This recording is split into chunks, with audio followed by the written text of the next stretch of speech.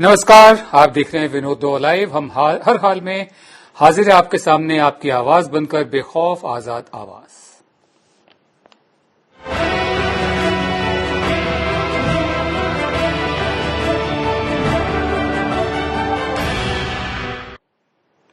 गलवान घाटी में line of actual control पर बढ़ते तनाव को लेकर भारत के विदेश मंत्री एस जयशंकर और चीन के विदेश मंत्री वांग यी के बीच बातचीत हुई। बताया जा रहा है कि जयशंकर ने चीन के विदेश मंत्री को कहा कि 15 जून को गलवान घाटी में चीनी सैनिकों ने सुनियोजित तरीके से भारतीय सैनिकों पर हमला किया। ये सोची समझी साजिश थी। जयशंकर ने यह कहा कि धोखे से किए गए इस हमले से दोनों देशों के जो आपसी रिश्ते हैं उन पर गहरा असर पड़ेगा। विदेश मंत्रालय ने यह भी कहा है हमारे कि पहले दोनों देशों के टॉप लेवल पर जो सहमति बनी थी, अगर चीनी पक्ष ने गंभीरता से उसका पालन किया होता तो दोनों पक्षों की तरफ से जो फौजी मारे गए हैं उस नुकसान से बचा जा सकता था। वहीं बताया जा रहा है कि जयशंकर से बातचीत में चीन के विदेश मंत्री वांग ने कहा कि भारत मौजूदा हालात को लेकर कोई गलत फैसला न ले। चीन अपनी जो उसकी क्षेत्रीय प्रभुता है, जो इलाका जिसको वो अपना मानता है, उसके साथ समझौता नहीं करेगा। इसे एक चेतावनी के तौर पर भी देखा जा रहा है, चीन की चेतावनी के तौर पर। वांग ने यह भी कहा कि मौजूदा जरियों से हालात को ठीक करने से संभालने के लिए संचार यानी कम्युनिकेशन, बातचीत और समन्वय, कोऑर्डिनेशन की जरूरत है। चीनी विदेश मंत्रालय के प्रवक्ता झाओ लिजुन ने कहा कि हम डिप्लोमेटिक और मिलिट्री लेवल पर संवाद कर रहे हैं। और झाओ ने फिर दावा किया कि गलवान घाटी क्षेत्र चीन का हमेशा से हिस्सा रहा है, जबकि भारत ये मानता है कि गलवान घाटी क्षेत्र उसका अपना है। मेरे साथ है रक्षा और विदेश मामलों के जानकार कॉमोडोर उदय भास्कर। कॉमोडोर भास्कर, बहुत शुक्रिया आपका हमें अपना समय देने के लिए, हमेशा की तरह। ये मैंने कुछ फैक्ट्स बताए थे दर्शकों को, लेकिन मेरा सवाल जो आपसे है वो इस बात को लेकर है कि सारा इस वक्त बहस चल रही है कि रूल्स ऑफ एंगेजमेंट क्या है। और राहुल गांधी ने कहा है कि निहत्थे सैनिकों को क्यों भेजा गया बात करने के लिए। उधर जयशंकर विदेश मंत्रालय का कहना है कि सैनिक निहत्थे नहीं थे, हमारे फौजी निहत्थे नहीं थे। तो रूल्स ऑफ एंगेजमेंट इस इलाके में क्या है? क्या हथियार ले जाना अलाउड है? अगर हाँ, तो क्या मैगजीन बाहर रखी जाएगी, हथियार उल्टा लटकाया जाएगा? जरा इसको स्पष्ट कर दीजिए। रूल्स ऑफ एंगेजमेंट जो इस वक्त लाइन ऑफ एक्चुअल कंट्रोल पे है, वो हर एक सेक्टर में अलग अलग तरीके से उनका पालन होता है। सबसे जो बड़ा एग्रीमेंट है ये 1993 में हुआ था। उस वक्त हमारे प्रधानमंत्री नरसिम्हा राव साहब और चीन के राष्ट्रपति जियांग जेमिन साहब के बीच में जो पीस एंड ट्रैंक्विलिटी था, और उसका जो मुख्य धारा यही था कि हालांकि दोनों फौज लाइन ऑफ एक्चुअल कंट्रोल जिस प्रकार से भी उसकी धारणा है वो पेट्रोल वहां तक करेंगे, और जो भी हालात है, जो भी उन दोनों के बीच में मतभेद हो, वो किसी प्रकार का सैनिक जो बारूद है, ऑर्डिनेंस जो है, उसका प्रयोग नहीं करेंगे। तो ये जो कमिटमेंट था दोनों पक्षों में कि not a shot will be fired, ये आपने बार बार सुना होगा कि तब से लेके आज तक करीब 27 साल हो गए हैं जियांग जेमिन साहब और नरसिम्हा राव साहब के बीच में जो एग्रीमेंट हुआ था। तो सबसे जो मैं कहूंगा प्रतिबद्धता इस बात पे था कि कोई एक दूसरे के ऊपर अपने हथियार को नहीं चलाएंगे, बुलेट्स को इस्तेमाल नहीं करेंगे। परंतु हकीकत यह है कि जब भी दोनों फौज आमने सामने आए हैं, उनके बीच में एक प्रकार का फिजिकल स्कफल हुआ है। मजाक में लोग कहते थे कि वहां पे उस ऊंचाई पे दो परमाणु शक्ति के क्षमता के आधारित जो देश हैं, उनके जो फौजी है वहां पे हथियार को छोड़ के एक दूसरे के साथ कुश्ती कर रहे हैं, कबड्डी कर रहे हैं, और कभी कभी जब तनाव बढ़ जाता था वो इस प्रकार का फिजिकल कांटेक्ट होता था। ये मैं कहूंगा पिछले साल तक इस प्रकार का एक परंपरा रही है कि जब मतभेद होता था, फिजिकल कांटेक्ट होता था, वो उसी बटालियन लेवल पे या कंपनी लेवल पे उसको हल करते थे। उन्होंने काफी एक बारीकी तरीके से प्रोटोकॉल बनाया था कि बॉर्डर के ऊपर, लाइन ऑफ कंट्रोल के ऊपर क्या हो। पर इस बार शायद जिस विषय के ऊपर ध्यान नहीं दिया है, चाहे आप उसको बेटन कहें, चाहे आप उसको स्टिक्स एंड स्टोन्स कहें, या उनके उंगलियों के ऊपर, जिसको नकल डस्टर कहा जाता है, जिसको उन्होंने, अभी ये रिपोर्ट्स आ रहे हैं जी कि चीन के जो फौज वहां पे आए थे, जबकि दोनों देशों के बीच में जून 6 तारीख को ये एग्रीमेंट हुआ था कि डिसएंगेजमेंट होगा, और उसके लिए जो समन्वय थे, जो कोऑर्डिनेशन के लिए जब भारतीय फौज वहां गया था, रिपोर्ट्स के आधारित यही कहा जा रहा है कि प्री मेडिटेटेड अटैक, जैसे आपने देखा होगा कि जयशंकर साहब ने जो कहा है, जी उन्होंने ये आरोप लगाया है कि चीन के फौज ने प्री मेडिटेटेड तरीके से, एक प्रकार से वो कहेंगे कि हमने शॉट फायर नहीं जी किया है, जी कमांडर पर साहब, इस प्रकार के उन्होंने ये, जी चाहे बेटन हो, लकड़ी हो, नकल डस्टर हो, इसके ऊपर कील लगाया है, कुछ और एक हल्का सा, मैं कहूंगा कि उसको एक वेपन जैसे जी बनाया, जी उन्होंने, लगता है कि उसका प्रयोग किया है। तो मेरा कहना विनोद जी जी ये है कि ये बंदूक के बारे में नहीं है, मैगजीन के बारे में नहीं है, ये जो स्पिरिट ऑफ द एग्रीमेंट है कि हम एक दूसरे के ऊपर हमला नहीं करेंगे, उसका जी उल्लंघन हुआ है। और खास मैं यही कहूंगा कि प्री मेडिटेटेड जो जी है, सर, कि जबकि जून 6 का एग्रीमेंट था, भारत के फौज जब वहां गए थे, उनके ऊपर हमला जी हुआ जी है, भास्कर तो साहब, इसमें विश्वास का बहुत बड़ा प्रॉब्लम है विनोद जी। जी मैं आपके पास दोबारा वापस आता हूं। हम आगे बढ़ते हैं। भारत के विदेश मंत्री एस जयशंकर और चीन के विदेश मंत्री वांग यी के बीच हुई बातचीत में दोनों ने एक दूसरे पर लाइन ऑफ एक्चुअल कंट्रोल पर तनाव कम करने को लेकर 6 जून को बनी सहमति के उल्लंघन का आरोप लगाया। दोनों ने लगाया, जिसका जिक्र कॉमोडोर उदय भास्कर भी कर रहे थे 6 जून का। बिजनेस स्टैंडर्ड की एक रिपोर्ट के मुताबिक चीन भारत के साथ सीमा पर जारी तनाव को कम करने के लिए डिप्लोमेटिक तरीके से बातचीत तो कर रहा है, लेकिन दूसरी तरफ चीनी सैनिकों ने गलवान घाटी के अलावा लद्दाख के एक और इलाके देप्सांग में भी घुसपैठ की कोशिश की है। बिजनेस स्टैंडर्ड की रिपोर्ट के मुताबिक गलवान, श्योक नदी जंक्शन और दौलत बेग ओल्डी यानी डीबीओ इलाके में चीनी फौजी कई किलोमीटर प्रवेश कर चुके हैं। इस रिपोर्ट के मुताबिक चीनी army line of actual control के 2 सड़कें बना रही है। इस तरह देप्सांग इलाका चीनी फौज यानी पीएलए के भारतीय जमीन पर अतिक्रमण का, कब्जे का 7वां इलाका बन गया है। भारत चीन के बढ़ते तनाव के बीच 3,500 किलोमीटर लंबी जो लाइन ऑफ एक्चुअल कंट्रोल है, उस पर अलर्ट बढ़ा दिया गया है। रक्षा मंत्री राजनाथ सिंह ने सीडीएस जो है chief of defence staff Bipin Rawat और सेना प्रमुखों के साथ बैठक कर सुरक्षा की समीक्षा की। वहीं कांग्रेस अध्यक्ष सोनिया गांधी ने कहा कि उनकी पार्टी पूरी तरह से देश की फौज और सरकार के साथ खड़ी है। साथ ही सोनिया गांधी ने यह भी कहा कि मोदी सरकार को देश को यह भी बताना चाहिए कि चीन ने भारत की जमीन पर कैसे कब्जा किया और हमारे 20 जवान शहीद क्यों हुए। चीन के साथ बढ़ते तनाव को लेकर प्रधानमंत्री मोदी ने 19 जून को एक ऑल पार्टी बैठक बुलाई है। मेरा दूसरा सवाल आपसे ये है कि एक बात ये भी कहा जा रहा है, रक्षा मंत्री भी कह चुके हैं कि जहां तक सीमा को लेकर बात है, लाइन ऑफ एक्चुअल कंट्रोल, ये परसेप्शन की लड़ाई भी है। हमारी परसेप्शन है कि ये इलाका हमारा है, चीन की परसेप्शन है कि ये इलाका उनका है। आज तक गलवान इलाके में कोई इस तरह का विवाद नहीं हुआ था, लेकिन अब हुआ है। परसेप्शंस को लेकर आप क्या कहेंगे? परसेप्शंस के लेके मैं यही कहूंगा विनोद जी कि सन 62 अक्टूबर 1962 के युद्ध के बाद भारत और चीन के बीच में धीरे धीरे एक प्रकार का सहमति बनी कि हालांकि अभी तक ये टेरिटोरियल डिस्प्यूट के ऊपर क्योंकि एग्रीमेंट नहीं हुआ है, हम बाउंड्री की बात नहीं कर सकते। जब आप टेरिटोरियल जो भी है समझौता के ऊपर पहुंचेंगे, उसी के बाद आप सीमा की बात कर सकते हैं।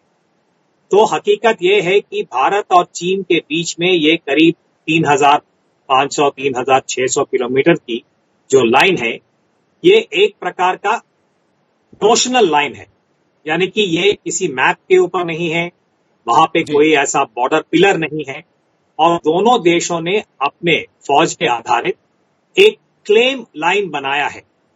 तो अगर आप इसको नक्शे के ऊपर देखेंगे, आप ऊंचे जो हिमालय के पर्वतों से पूर्वी इलाके तक, अरुणाचल तक आप ये लाइन को खींच सकते हैं।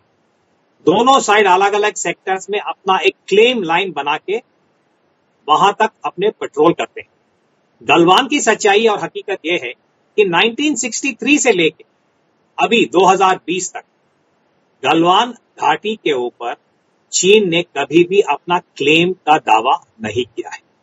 हाल में पिछले कुछ महीनों से मैं कहूंगा मार्च के बीच के बाद लगता है कि भारत का जो भी प्रतिक्रिया रहा है डीबीओ के संदर्भ में, मुझे लगता है कि चीन ने गलवान के ऊपर अपना एक नक्शा बनाया है, क्योंकि वो सामरिक दृष्टिकोण से डीपीओ जो कि विश्व का सबसे ऊंचा लैंडिंग स्ट्रिप है, उससे वो काफी चिंतित है।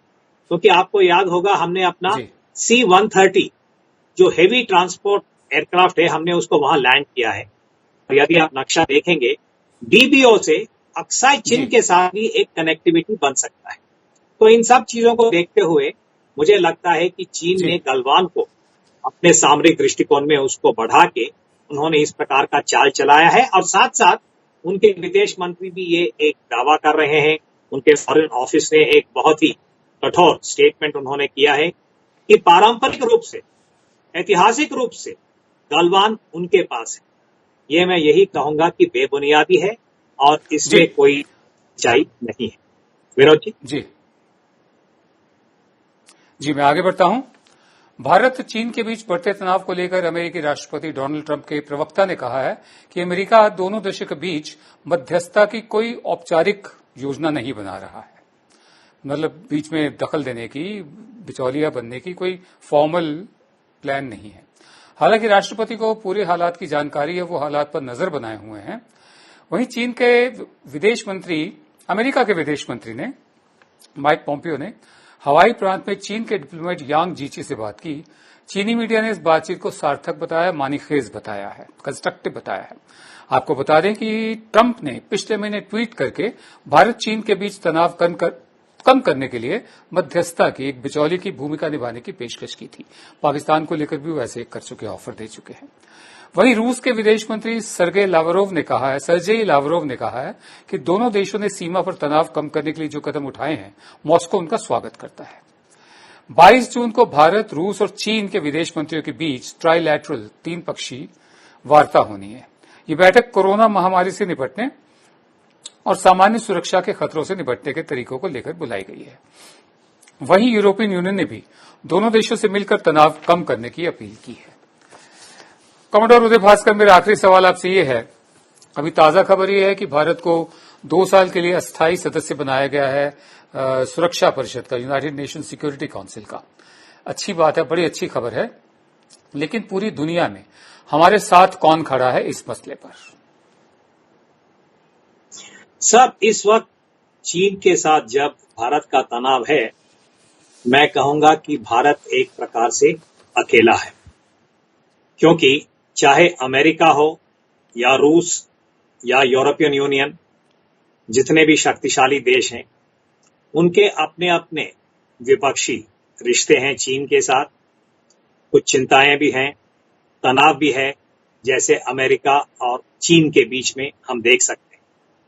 परंतु जब भारत और चीन के बीच में इस प्रकार का विवाद बढ़ रहा है, विश्व के जितने भी देश हैं एक प्रकार से जरूर चिंतित हैं, क्योंकि दोनों देशों के पास परमाणु हथियार है और कोई नहीं चाहता है कि विश्व के इतने 2 बड़े शक्तिशाली देश जैसे चीन और भारत हैं कि उनके बीच में जंग हो। तो यह स्वाभाविक है कि चाहे ट्रंप साहब हो या पुतिन साहब, वो यही कहेंगे कि भारत और चीन अपने जो भी मतभेद हैं वो डायलॉग के माध्यम से उसको हल करना चाहिए। पर यदि आप यूनाइटेड नेशन सिक्योरिटी काउंसिल में इस वक्त पॉलिटिकल सपोर्ट की बात अगर आप करेंगे, मुझे लगता है कि एक प्रकार का हिचक होगा और वो भी स्वाभाविक है। मैं किसी को इस वक्त कोई आरोप नहीं लगा रहा हूं। आप यूरोपियन यूनियन को देखिए, इस वक्त ईयू के अंदर चाहे फ्रांस हो या जर्मनी या इटली, हर एक देश चीन के साथ, वो 5G के संदर्भ में हो या चीन के साथ अपने रिश्तों को किस प्रकार से समीक्षा करना है, वो अपने अपने राष्ट्रीय हित के आधारित हिचक के वो आगे बढ़ रहे हैं। तो उनके लिए चिंता व्यक्त करना एक बात है, पर वहां खुलेआम कहना कि हम भारत के पक्ष में हैं, मुझे लगता है कि ये बहुत ही कम देश होंगे। वो भारत को वायर डिप्लोमेसी के माध्यम से शायद कुछ वो खबर देंगे, पर खुलेआम भारत के लिए मैं कहूंगा कि जैसे गुरुदेव टैगोर ने कहा है, ये थोड़ा एकला चलो है, अकेले हमको आगे बढ़ना। लद्दाख में जो लाइन ऑफ एक्चुअल कंट्रोल है उस पर चीन के हमले के बाद और हमारे जो फौजी हैं उनकी शहादत के बाद देश भर में गुस्सा फैला हुआ है। देश में चीनी सामान और चीन की कंपनियों को बायकॉट करने की मांग उठ रही है। इस कड़ी में भारत सरकार ने दूरसंचार विभाग यानी डिपार्टमेंट ऑफ टेलीकम्युनिकेशन ने फैसला किया है कि बीएसएनएल के 4G इक्विपमेंट को अपग्रेड करने के लिए अब चीन से सामान का इस्तेमाल नहीं किया जाएगा। सरकारी सूत्रों के मुताबिक संचार मंत्रालय ने बीएसएनएल से कहा है कि सुरक्षा की वजह से चीन के सामान का इस्तेमाल न किया जाए। दूरसंचार विभाग ने सरकारी कंपनियों से नए सिरे से शर्तें बदलकर टेंडर जारी करने के लिए भी कहा ताकि चीनी कंपनियों को रोका जा सके। बताया जा रहा है कि देश के निजी मोबाइल सेवा जो प्राइवेट मोबाइल सर्विस प्रोवाइडर्स हैं उनसे भी चीनी कंपनियों के बनाए गए मशीनरी पर उनकी निर्भरता को कम करने के लिए कहा गया है। टेलीकॉम कंपनियां भारती एयरटेल और वोडाफोन आइडिया अपने मौजूदा नेटवर्क में चीनी कंपनी हुआवेई के साथ काम कर रही हैं, जबकि चीन की कंपनी ZTE सरकारी बीएसएनएल के साथ काम कर रही है। चीन की इन मोबाइल कंपनियों हुआई और ZTE पर दुनिया भर में डेटा चोरी और सुरक्षा से जुड़े मामलों को लेकर सवाल उठते आ रहे हैं। ऑस्ट्रेलिया, न्यूजीलैंड, जापान, ताइवान और अमेरिका ने चीनी कंपनी हुआवेई को 5G डिप्लॉयमेंट से बाहर रखने का फैसला किया है। भारतीय बाजार में टेलीकॉम के जो मशीनरी है, टेलीकॉम के जो इक्विपमेंट है, उनका सालाना कारोबार करीब 12,000 करोड़ रुपए का है। इसमें से चीनी कंपनियों की हिस्सेदारी करीब 1/4 है। और चीन की मोबाइल कंपनी ओप्पो ने भारत में अपने फ्लैगशिप स्मार्टफोन के लाइव ऑनलाइन लॉन्च को कैंसिल कर दिया है। मेरे साथ हैं प्रोफेसर प्रवीण झा। आप अर्थशास्त्री हैं, आप प्रोफेसर हैं जेएनयू में। बहुत शुक्रिया प्रवीण अपना समय हमें देने के लिए हमेशा की तरह। मेरा पहला सवाल आपसे ये है, बेशक देश में गुस्सा है, लेकिन ये तो भारत की ही पहल थी जब चीनी कंपनियों ने यहां पर निवेश शुरू किया था, हिस्सेदारी लेना शुरू कर दिया है। तो टेलीकॉम सेक्टर से लेकर चीन की दूसरी कंपनियों का बहिष्कार करना भारत के लिए कितना चैलेंजिंग है? चुनौतियां क्या क्या हैं इसकी? देखिए, चैलेंजिंग तो बहुत ही ज्यादा है ये, क्योंकि अगर हम 2000 के आसपास के आंकड़े देखें और जो हमारा एक पूरा ट्रेड रिलेशन जो चीन के साथ उस समय था, हम बिल्कुल इवन कील पे थे। हमारा कोई उनके साथ जो है डेफिसिट नहीं था, एक छोटा सरप्लस ही था। लेकिन अगर अभी वर्तमान के जो आंकड़े देखिएगा तो हमारा टोटल जो इंपोर्ट्स है वो तकरीबन 74-75 बिलियन डॉलर के आसपास है। एक्सपोर्ट जो है 16-17 बिलियन डॉलर के आसपास है। यानी कि हमारा डेफिसिट जो है वो तकरीबन 53-54 बिलियन डॉलर के आसपास है। इनफैक्ट पिछले कुछ वर्षों में ये आंकड़ा जो है 60 बिलियन डॉलर भी पहुंच गया था। तो स्थिति ये हो गई है कि कुल मिलाकर अगर हम देखें कि जितने सारे ट्रेड के सामान हैं, सामग्रियां हैं, उनको अगर ब्रॉडली 48 कैटेगरीज में बांट के देखा जाए, जैसा ट्रेड एक्सपर्ट्स करते हैं, तो 48 में से 46 में हम जो है एक अपनी स्वायत्तता खो चुके हैं और डेफिसिट जो हमारा उन सारे कैटेगरीज में है काफी सिग्निफिकेंट है। बस 2 में जो है हम थोड़े सरप्लस में हैं। तो कोई भी सेक्टर आप देख लीजिए अभी जिनमें हम चीन के साथ व्यापार में जुड़े हुए हैं, धीरे धीरे हम अपनी जमीन खोते चले गए। और अब ये स्थिति है कि अगर आप एक साथ कुछ करना चाहेंगे तो पूरी की पूरी अर्थव्यवस्था जो है वो ऐसे बुरे समझिए कि चक्र में फंस जाएगी। मसलन उदाहरण के लिए अगर हम इलेक्ट्रॉनिक्स और इलेक्ट्रिकल गुड्स को देखें तो जो हमारा टोटल ट्रेड चीन के साथ है उसका तकरीबन 30% के आसपास जो हमारा इंपोर्ट्स चीन के साथ होता है, 30% वो है। और इलेक्ट्रॉनिक और इलेक्ट्रिकल जो गुड्स हैं, आप समझ सकते हैं कि उसकी जो महत्ता है कितनी महत्वपूर्ण है। इसी संदर्भ में अगर एक और बस आंकड़ा दे दूं, अगर हम फार्मा सेक्टर को देखें और उसके जितने बहुत महत्वपूर्ण इंग्रेडिएंट्स आते हैं जिनको एपीआई कहा जाता है, तो 60 से 70% के बीच जो है वो सारे इनपुट्स चीन से आ रहे हैं। अगर मान लीजिए कल वो बंद हो जाता है, सारा का सारा फार्मा सेक्टर जो है और खास करके इस महामारी के दौर में बिल्कुल बैठ जाएगा। तो ये मान के चलना कि ठीक है गुस्सा वाजिब है, लेकिन आप इसको कैसे निगोशिएट करें वो बहुत महत्वपूर्ण चीज है। जी विनोद जी। मैं आगे बढ़ता हूं। मीडिया रिपोर्ट्स के मुताबिक भारतीय रेलवे ने भी चीनी कंपनियों को बाहर करने का फैसला किया है। रेलवे ने China railway signal and communications यानी सीआरएससी को ईस्टर्न डेडिकेटेड फ्रेट कॉरिडोर यानी ईडीएफसी में सिग्नलिंग सिस्टम लगाने का कॉन्ट्रैक्ट कैंसिल कर दिया है। लेकिन क्या चीनी कंपनियों को एक झटके में देश से बाहर करना संभव है? जैसा प्रोफेसर प्रवीण झा बता रहे हैं, उससे एकदम अर्थव्यवस्था हमारी और बैठ जाएगी। मोबाइल फोन के अलावा खिलौने, textile, builder hardware, footwear, garments, kitchen products, cosmetics, electronics, item jewellery और auto parts, health products, packaging products, Chinese माल की एक लंबी लिस्ट है जो भारत इंपोर्ट करता है, आयात करता है। चीन ने भारत के टेक स्टार्टअप्स में बीते 5 सालों में $4 बिलियन का निवेश किया है। टिकटॉक, अलीबाबा, टेंसेंट, शाओमी और ओप्पो भारतीय बाजार में अपना दबदबा बनाए हुए हैं। पेटीएम, जैसे हम पेमेंट करते हैं लोग, पेटीएम का करीब 40% शेयर अलीबाबा के पास है जो चीनी कंपनी है। फ्लिपकार्ट, स्नैपडील, स्विगी, जोमैटो, ओला, ओयो, बिग बास्केट समेत कई कंपनियों में चीनी निवेश है। एचडीएफसी में बैंक ऑफ चाइना ने अपना निवेश बढ़ाकर 1% से ज्यादा कर लिया, जिसके बाद भारत सरकार को विदेशी निवेश के नियमों में बदलाव करना पड़ा। मेरा दूसरा सवाल आपसे है प्रोफेसर झा, आर्थिक विकास के लिए व्यापारिक सहयोग जरूरी है, लेकिन ऐसी स्थिति में भारत चीन से ये जो पार्शियल जो एक तरह का बहिष्कार है, बैन है, क्या ये कारगर साबित हो सकता है एक चुनौती के तौर पर, एक संदेश के तौर पर, या किसी और मतलब संदेश को देने के लिए? ये इसके मानी क्या है, इस पार्शियल जो बैन है, इसके मानी क्या है? जी विनोद जी, ये जो मैसेजिंग के स्तर पे आप एक पॉलिटिकल मैसेजिंग जो करना चाहते हैं तो वहां इसका शायद कोई अर्थ हो सकता है, लेकिन इससे कोई बात नहीं बनती है।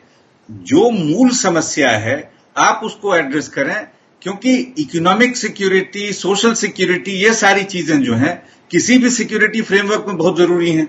आप सिर्फ एक बॉर्डर सिक्योरिटी की बात नहीं कर सकते हैं, और वहां पे एक जो समग्र सिक्योरिटी का जो एक फ्रेमवर्क होना है, और उसको आप जो है कोई ओवरनाइट बिल्ड नहीं करते हैं। इसी तरीके से एक दो मैसेजिंग देके कि बीएसएनएल जो है ये कहे कि हम आपकी ये चीज नहीं इस्तेमाल करेंगे, या इंडियन रेलवेज कहे कि हम वो चीज आपकी इस्तेमाल नहीं करेंगे, ये आपको कहां ले जा रहा है?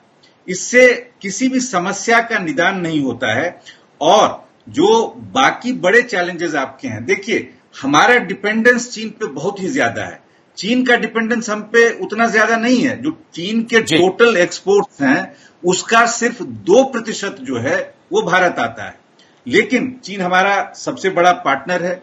हमारा जो इंपोर्ट उन पे है वो उस डिपेंडेंस जो है वो, जैसा हम लोगों ने चर्चा की, वो काफी बड़ा है। ऐसी स्थिति में शॉर्ट टर्म में जो है अगर आप इस तरह की चीजें करेंगे तो बियॉन्ड ये एक तरीके से जो फिर वही होता है कि टोकनिज्म वाली बात जो है कि आप कह रहे हैं कि साहब हम जो है आपका सामान नहीं लेंगे, लेकिन स्थिति ये बनी हुई है कि जो बिल्कुल लेबर इंटेंसिव सेक्टर से लेके कैपिटल इंटेंसिव सेक्टर तक हम सब में अपनी जमीन खो चुके हैं, और ये सबसे बड़ी चिंता की बात है। इसको आप कैसे एड्रेस करेंगे, उसके लिए जो है आपको मीडियम टू लॉन्ग रन सोचना पड़ेगा। वहां कोई सोच ही नहीं है, वहां कोई चिंतन ही नहीं है। नारेबाजी हो रही है कि साहब ये बंद कर दो, वो बंद कर दो, इससे तो बात कहीं आगे नहीं बढ़ेगी। जी, मैं आगे बढ़ता हूं। प्रधानमंत्री मोदी ने आज कहा कि माइनिंग और मिनरल सेक्टर के बिना आत्मनिर्भर भारत संभव नहीं है। 41 कोल ब्लॉक्स, कोयला खदानों की नीलामी शुरू करने के मौके पर मोदी ने कहा कि आत्मनिर्भर भारत यानी भारत आयात पर, इंपोर्ट्स पर अपनी निर्भरता कम करेगा। और मोदी ने यह भी कहा कि उद्योग जगत के पास इतिहास बदलने का मौका है, हम देश को आत्मनिर्भर बनाएं, भारत इस बड़ी आपदा को अवसर में बदलेगा। हम बात भारत चीन के आर्थिक हिसाब किताब की कर रहे थे, तो आपको बता दें कि चीन भारत के सबसे बड़े ट्रेडिंग पार्टनर में से एक है, ये बात हो चुकी है। साल 2019 में दोनों देशों के बीच आपसी व्यापार, आपसी जो तिजारत हुई, उसमें करीब $90 बिलियन था चीन का, और 2/3 चीन का भारत में एक्सपोर्ट यानी निर्यात था। इंडियन एक्सप्रेस के मुताबिक भारत चीन का जो आपसी व्यापार है साल 2000 में $3 बिलियन का था, जो 2018 तक बढ़कर $95.54 बिलियन का हो गया था। 2018 में चीन के जो बने हुआ माल है उसके लिए 7वां सबसे बड़ा एक्सपोर्ट डेस्टिनेशन था भारत, जबकि चीन के लिए 27वां सबसे बड़ा निर्यातक था, एक्सपोर्टर था। तो थोड़ा सा आपको सेक्टर वाइज बता दें कि देश के स्मार्टफोन के 2 लाख करोड़ रुपए के मार्केट में चीनी सामान का हिस्सा करीब 72% है। इंटरनेट ऐप के 45 करोड़ रुपए के मार्केट में चीन की हिस्सेदारी 66% है। 25,000 करोड़ रुपए के टेलीविजन मार्केट में चाइनीज प्रोडक्ट्स की हिस्सेदारी 42 से 45% है। देश में 43 लाख करोड़ रुपए के ऑटो पार्ट्स के मार्केट में चीन की हिस्सेदारी 26% है। मेरा आखिरी सवाल आपसे ये है, आपने फार्मा सेक्टर का भी जिक्र किया। अक्सर देखा गया कि भारत की नीतियां देशी निवेशकों को डिस्करेज करती हैं, जो देसी निवेशक है। ऐसे मेरा सवाल यह है कि आने वाले दिनों में भारत चीन से अपने इंपोर्ट्स को कैसे कम करेगा और आत्मनिर्भर भारत, जो एक नया नारा है, जैसे कि भारत कभी आत्मनिर्भर था ही नहीं, आत्मनिर्भर भारत बनाने के लिए आपके हिसाब से क्या कदम उठाने जरूर हैं, संक्षेप में बता दीजिए। देखिए, आत्मनिर्भर भारत का जो नारा दिया गया है वो बस नारा ही है।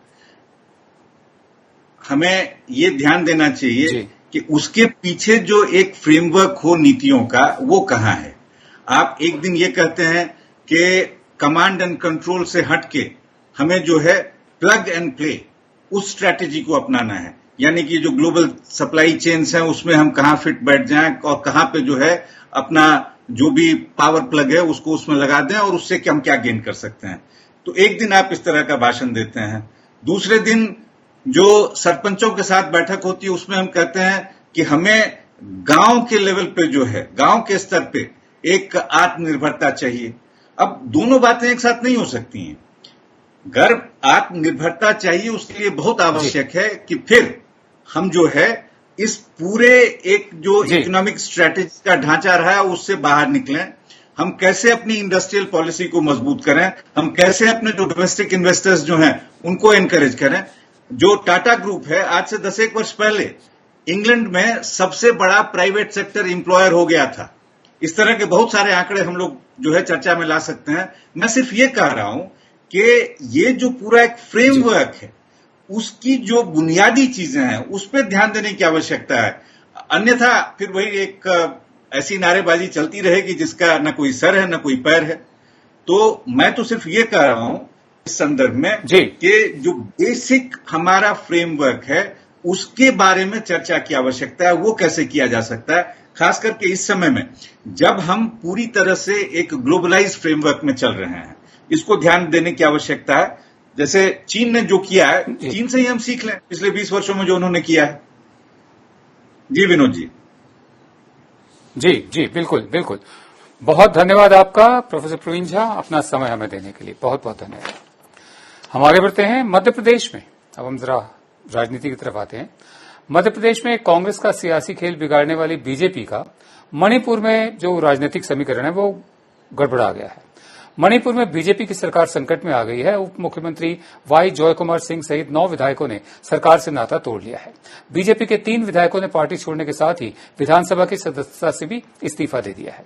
बीजेपी के जिन 3 विधायकों ने विधानसभा की मेंबरी से इस्तीफा दिया है उसमें सैमुअल जिंदाई, टीटी हाउकिप और कोईबम सुभाष चंद्र शामिल है। इसके बाद एन बीरेन सिंह की सरकार अल्पमत में आ गई है। उधर कांग्रेस सरकार बनाने का दावा पेश कर रही है। अब जब बीजेपी की सरकार अल्पमत में आ गई है तो अब ये देखना होगा कि कोरोना से लड़ाई के बीच इस बार बीजेपी अपनी एक सरकार बचाने के लिए क्या करेगी। और उसका तो रिकॉर्ड रहा है बीजेपी का, हालांकि जिसकी भी सीटें ज्यादा हो सरकार उसकी बनेगी, विधायकों की खरीदो फरोख्त करेगी। इस बार देखते हैं बीजेपी क्या करेगी। आप देख रहे थे विनोद दुआ लाइव। सोमवार रात आपसे फिर मुलाकात होगी, तब तक के लिए इजाजत दीजिए। नमस्कार।